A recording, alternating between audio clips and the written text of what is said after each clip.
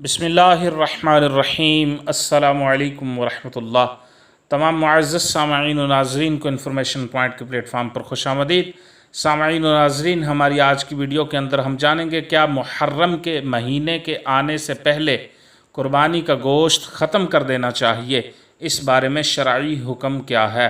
کیا محرم کے مہینے کی آمد سے پہلے قربانی کا گوشت ختم کر دینا چاہیے، اس بارے شرعی حکم کیا ہے۔ سامعین و ناظرین، صحیح بخاری کی روایت کے مطابق اسلام کے ابتدائی زمانہ میں ایک دفعہ جناب رسالت مآب صلی اللہ علیہ وسلم نے مسلمانوں کو 3 دن سے زیادہ قربانی کا گوشت ذخیرہ نہ کرنے کا حکم دیا تھا اور فرمایا تھا جو کھانا ہے کھا لو، باقی تقسیم کر دو۔ مگر اگلے ہی سال آپ صلی اللہ علیہ وسلم نے یہ حکم واپس لے لیا تھا اور فرمایا تھا کہ اب خوشحالی آ گئی ہے، لہٰذا قربانی کا گوشت کھاؤ، ذخیرہ کرو اور اجر کماؤ۔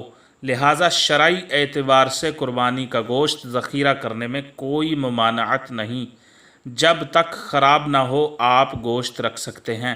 عوام میں یہ غلط بات مشہور ہے کہ محرم الحرام کے مہینے کی آمد سے پہلے قربانی کا گوشت ختم کیا جانا چاہیے، لیکن ایثار اور قربانی کا تقاضا تو بہرحال یہی ہے کہ قربانی کے گوشت کو ذخیرہ کرنے کی بجائے زیادہ سے زیادہ ان غرباء تک پہنچایا جائے جن کو سارا سال گوشت کھانے کو ملتا تک نہیں۔